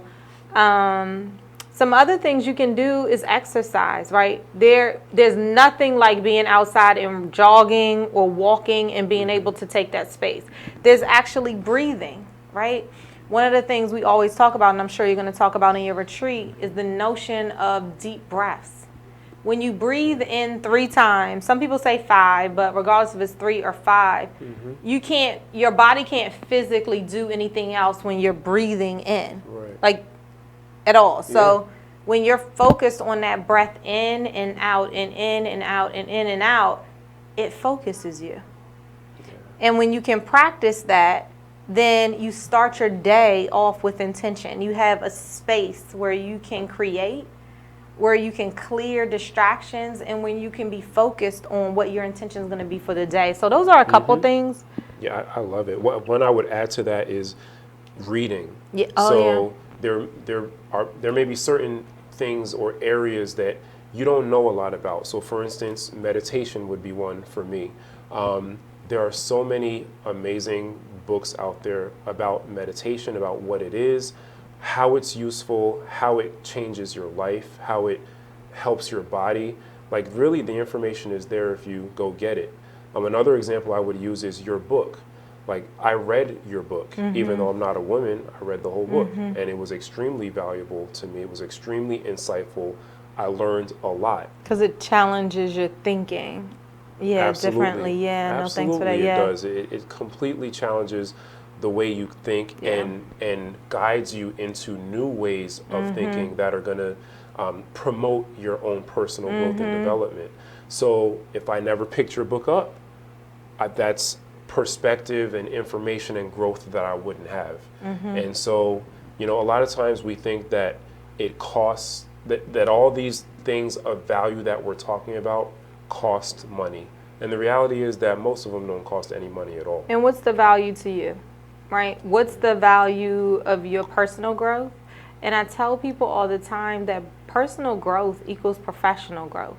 Don't separate the two, because when you grow yourself, you demand more out of yourself professionally, and you demand more of others. So whether it's your supervisor or their boss or your peers or the people that you are managing, your expectations shift because your lens shifts. Right. So I think that's really important as well. Yay. So hello, Lorraine. Hello to everybody who has joined us. We have been talking retreats and when your body tells you to retreat. Do you listen? Most people probably not. Right. I know most of the time I don't. I don't We just keep pushing, right? Yeah, you just keep pushing, keep it. You know, and we do live in a society that Values teaches it. us that taking a break, saying I need a break, saying I need to step back, is a demonstration of weakness, and it's a sign that you can't cut it, you can't hack it, and you Help don't is a belong negative. here. You don't right. So even the whole concept of self-care, and thankfully this is changing in a lot of workplaces and a lot of environments, but we still have a long way to go. The whole idea of self-care is not always promoted or looked upon, and sometimes may even be looked at as being lazy. Yeah. Right? So even if you think about your own relationships, or if you live with, whether you live with a roommate or live with a significant other, getting an adequate amount of sleep is regarded by some people as being lazy. When if you really know, you understand that your body and your brain functioning suffers if you don't get an adequate amount of sleep. You actually shorten your lifespan by not getting adequate sleep. So we should talk about the ways that we get adequate sleep. And I can't say I do it all the time, but there's this app. It's not even an app really. On the iPhone, if you have one, it's called, I feel like it's called Sleep. But you can, bedtime, I think. I don't even know what it's called. But the point is, you can set your hours for your cell phone, because the phone can really be a distraction. So I really try to make it a habit that I don't have my phone in the bed. Okay. Because what I was finding is that I wake up and go to it. So whether it's social media or checking emails, it has a tendency to start you off on a foot of pushing and rushing. And what you want when you get up is to be able to think, to be able to breathe, to be able to get yourself together before you engage with any other. Like, how many times do we put people before us? That means your children, like helping them out in the morning, about your spouse, about your partner. It's all about, have you taken time for yourself yet? For me, it's praying. For me, it's meditation. For me, it's setting my intention for the day before anybody else gets up. Right? What is yours? We'd love to hear it, actually, but what is your morning routine that takes the time for you? Right. And do you even have a morning routine? Because most people I know, the alarm clock goes off. And you're up. They're up right away, they hit the ground, and they're off and running, whether it's taking care of kids, taking a shower, making food, making lunches, making dinners, cleaning, or they're hitting snooze like a million times and then getting up and doing all those things. And there really is zero self-care in all of that. And it reminds me of a conversation I had with a close friend of mine. We were talking about exercise and how difficult it is when you work a lot to just take care of, forget the mental and emotional and spiritual part, right, just the physical part. When in the world do you exercise when you work a million hours? And I work in a profession where it's very common to work 60 to 80 hours a week. So when in that do you exercise? And I told him, even if it's getting up 15 minutes earlier, if you get up at 7, you got to get up at 6:45. If you get up at 6:30, you got to get up at 6:15. And just taking 15 minutes to walk will make a world of difference in your emotional health, your physical health, your mental health, right? So it's not always about having 2 hours to go to somebody's gym. It's not always about, you know, having a yoga corner in your house with the nice cushy mat and oils and candles and all that. You know, sometimes it's really just about carving out 15, 20 minutes for yourself to tend to yourself in a mindful way. I just put on here, can we talk about these over 40 streets? Like, nobody tells you that at 40 life changes. So with that regard, I mean, I wake up, let me not even talk about. That's a concept, but I'm going to let you finish. Yeah, let me just put it, I might push back. But let me just say, at 40, I felt like everything changed. It might have been like day 2 of 40. It was like 40 plus 2 days. And I remember, I'm like, what is that ache right there? Is that my back? Because I never felt that part before. Wait a minute. And so I tell everybody younger than me and to me, is like, you got to get out and you got to force yourself to walk. You know, my grandmother's 88, praise the Lord. And I tell her too, get that knee moving. Walk up and down those steps while you can. Yeah. And so for me, for those of you guys who remember, I had a meniscus tear in my ACL. I had a replacement in my left knee, and I tell you what, that right there, even me moving my knee right now, it's feeling a certain kind of way. So you just have to take care of your body because it gets older as you get older. And if we don't nourish it the same way we're talking about nourishing our mind, right? Yeah. It stops working. It feels like, okay, you don't need this anymore. So get on it. And body weight. Yeah. We talked about that walking in today. We did. There are, you can do all the exercise you need with your body weight. No, don't anything need else. Equipment. You don't have to go to, you know, Dick's Sporting Goods and spend $1,000 on equipment. You don't have to go to not HGTV. What's the other one people buy stuff off of TV? I don't know, because I was just on Dick's is going out of business.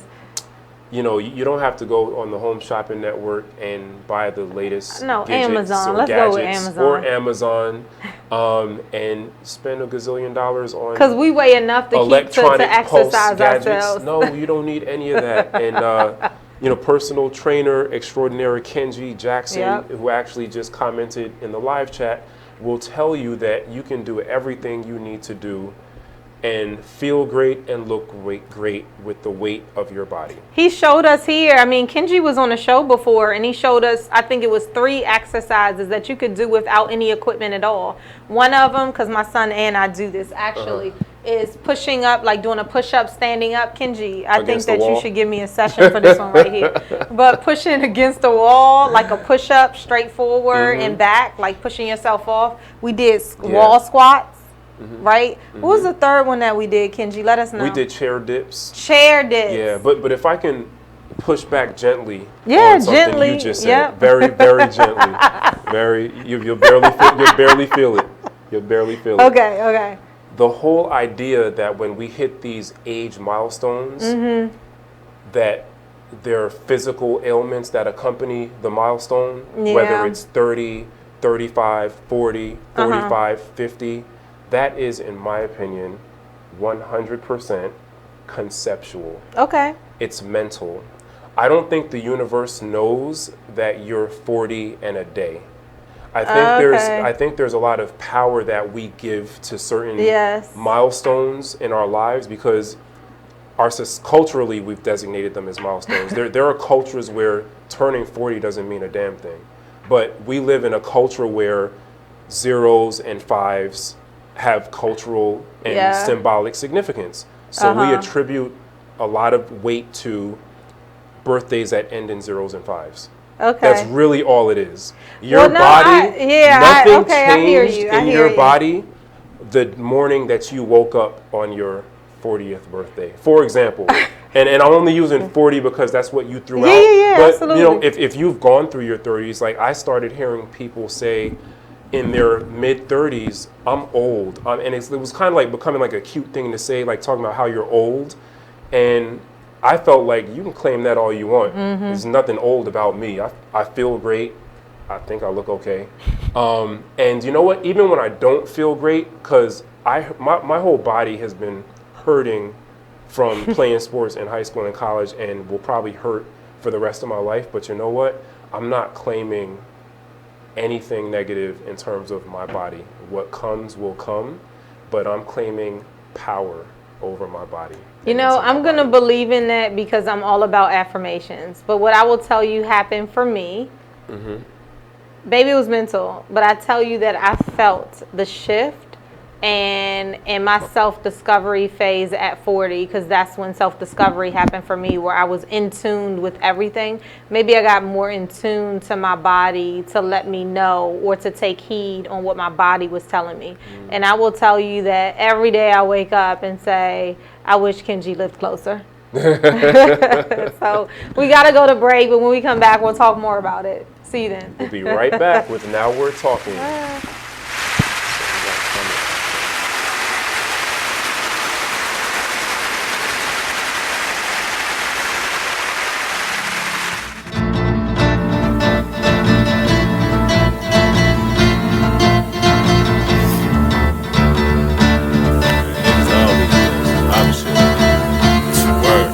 First they love you, then desert you. Leave with a plate full with no spoon. It ain't no space, I can't escape negativity. I got used to the taste. I've been bad, burned, then fucked over. But remain strong through the Passover. Kicking haters out of the way like masked over. Roll up, sip something, let it pass over. Who would I be? It ain't the man to me that let the next man take advantage of me. When that storm come, no pan I see. Get with it, not without it, then you'll see. I peep the haters, they know I'm greater. That's why they buzzing for the elevator. But I can't save it, it'll be too loud on the pedal stool. Don't carry fakers, always got your hand out demanding favors. When I just looked out, now you need more paper. I can't breathe, give me 3 feet. I never let y'all be the death of me. When my patients run that, yeah, nigga OT. Cause they wanna see me down like I'm NCT. 6 words, get the fuck away from me. Say I help you out if you can help yourself. I keep it G till I DIE. Now excuse me while I get back to PC. HOP ain't losing sleep while your third eye always on me. I'm stacking green just to feed the team. My boo, she know that I'm king with chasing my dream. These niggas it seems I rip them, trash them, then put on new jeans. Man, see the problem is, man, you know, I keep it 100, man. Yeah, man, like if I got it, then you got it. Yeah, man, but if I don't got it, then I'ma give it. You feel me? But I definitely got you through the ride, man. Let's get it, yo. I'm really getting tired of ungrateful ass niggas. They really about to turn me to a hateful ass nigga. Like I was never there when you never had figures, pull triggers. My name is Ruth Rusey. I'm a retired teacher. I'm 91 years old, and this is how I live united. I say retired, but not really. Once a week, I read books to children as part of United Way's education program. Reading to a child creates links between language and literacy. It creates a bond between grown-up and child, and believe it or not, it prepares them for a better academic future. Oh, we read about frogs and flies and pigs with wings, all sorts of juicy stuff. It's a joy to watch all those little faces. I figure I have the time and they have the need. And I've always believed that if we're not here to help each other, then what are we here for really? My name is Ruth Rusey. I help kids prepare to succeed in school. So I don't just wear the shirt, I live it. Give, advocate, volunteer, live united. Go to liveunited.org. Brought to you by United Way and the Ad Council. My name is Meera Batra. I have been in this country 32 years, and this is how I live united.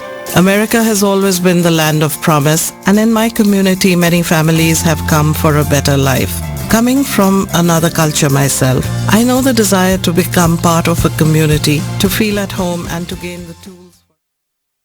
You are listening to BeExposedRadio.com. Welcome back to Now We're Talking, the Now We're Talking radio show hosted by myself, Mervin Bourne Jr., and Lolita E. my Walker. illustrious co-host, Lolita E. Walker. I'm back. Yay. So you got a question about your retreat and who it's for. Yeah, so I got a question the other day about is your retreat only for corporate executives? And the answer is no. We all need retreats. My retreat is for any busy woman who recognizes that they need a pause. That could be a stay-at-home mom. That could be a corporate executive. It could be a nurse. It could be a student. It could be a teacher. It is for any woman who recognizes that I really need to be poured into. I want to nourish myself so that I can grow. I can grow, whether it's professionally, personally, just in my life, in my relationship. I want to move forward to my next today and tomorrow. I want to move beyond that. And so I would say that one of the limiting beliefs, we talked about what limits you, what pushes you back, what holds you hostage. And one of those things is that retreats are only for people that have tons of money, or retreats are only for a certain color of people, or retreats are only for this type of person. No, a retreat is for you. The word retreat means to withdraw. Right. And it means to set time away so that you are not in a dangerous position. It means to move backwards from somewhere that is dangerous. And right now what's dangerous is you not pouring into yourself, of you remaining complacent. And so that's what we are here to fulfill. So that's what a retreat is, and the answer is absolutely not. So if that's what you've been thinking about, absolutely tap into Mervin and myself, and we'll talk to you about why our retreats are perfect for you. And if you feel like that might not be it, look into it yourself. Research other ones that might give you that pause, and ask the questions that we talked about tonight, because they are very important. Right? Yeah, absolutely. Very important. So we are at the end of the show, unfortunately. But you have a few really big things coming up. Yeah. You have something coming up early September. You have your retreat mid-September. So why don't you go ahead and plug those things before we get out of here. So a couple of things. So next week, guess what? I will be in Ohio because I am speaking on the TEDx stage. I'm so excited. If you haven't heard about TEDx, TEDx Talks, it is a platform that you must apply to be on, but it is one of the biggest stages in the world by way of speaking, and it's about sharing your ideas and stories with the world. And so I am sharing the notion that sitting in your momentary pause can lead to your revolutionary self, right? It's a little bit about what we talked about today, but I encourage you guys to tune in. I'll be sharing the link from YouTube. It's going to be exceptional. I'm so excited to be a part of it. It's 12 minutes, but when you tap in, I want you to dig in. So that's that, September 7th. That's a Saturday, next Saturday. September 19th through the 22nd is my women's weekend renewal retreat. It is, honestly, I feel like it's my favorite thing that I do in my portfolio. It is exactly what we talked about today, but it is intimate and it's small. So if you are interested, I would love to have you there. Please look that up on Lolita, Lolita Walker.com/retreats. And if you just go to the homepage, lolitawalker.com, you click on the pink and green banner at the top, and you'll go right to the website. So those are the big things I have coming up. Awesome, awesome. We have an acronym for today because we often like to leave you with an acronym. And the acronym for today is MIND. So M is for mindfulness is key. We talked a lot tonight about mindfulness and what it is, and the synergy between mind, body, and spirit, and being conscious and aware of that. And it's so, so important. And if it's a new concept to you or a newer concept to you, delve into it, because information is power. And we're all learning, and even though we're leading people and we're writing books and we're on this platform, we still have so much to learn, and there's so much that we don't know. And so we're always seeking information and encouraging you to do the same. Information is power. We spoke tonight about neglect and self-care. Yes. And neglect is not noble. Do not neglect yourself, whether you're talking about, your mind, your spirituality, your physical care. We're realistic about life, and there are times where you're not going to be able to take care of yourself, but don't let that be your norm. And if it has been your norm, every single day is an opportunity to break that pattern, to break that trend. Shift out, because you own it. You can. That's the beauty. Right. You own it. That's right. And D, do not neglect your health in general. Don't neglect your mental health. Don't neglect your spiritual health. Don't neglect your emotional health or your physical health. So mindfulness is key, and your life will be better for it. You'll be happier, and you'll be able to level up, as Lolita was talking about earlier, because of it. My men's wellness retreat is going to be on November the 15th to the 17th, 2019. For details, go to mervinbourne.com. And you can always reach out to me through mervinbourne@gmail.com. You can reach out to the both of us regarding this show. If you have show topics, questions, or comments. You want to be on the show? Let's talk about it. Or feedback. You want to be on the show. You want to promote your products, promote your business. You want to advertise on the show. Reach out to us at nowwe'retalkinglive@gmail.com. You can reach me on my website at mervinbourne.com. You can reach Lolita through her website, lolitawalker.com. Yep. Is that right? Yeah. And we are always ready, willing, and available to help you grow. Yes. So thank you so much for watching another amazing week of Now We're Talking. And it's been our pleasure. I've learned a lot. We hope that you stay with us and join us the next time, because we'll be back with more. All right. See you then. And we are going to post we're going to post the links to our retreats as well. Absolutely. All right. Thanks, everybody. See you soon. Have an amazing week. Bye.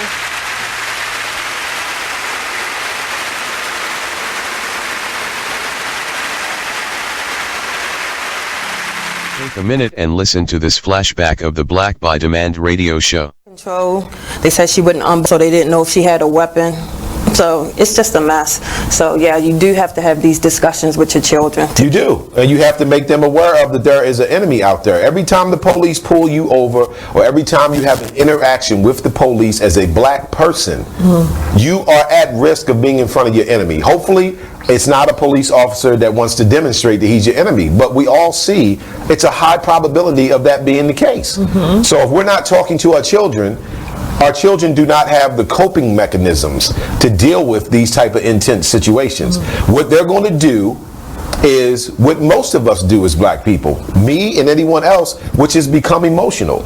And that is the trigger point for the police. They know that black people are emotional people. So when they arrive on the scene, they are purposely trying to say and do things to you to get your emotions up, right? And then once they get your emotions up, then it's like, oh, that's what we needed. Now we're going to kick your ass. You know what I'm saying? Gotcha. You know, so I'm saying we need to have these discussions with our children, you know, and make them understand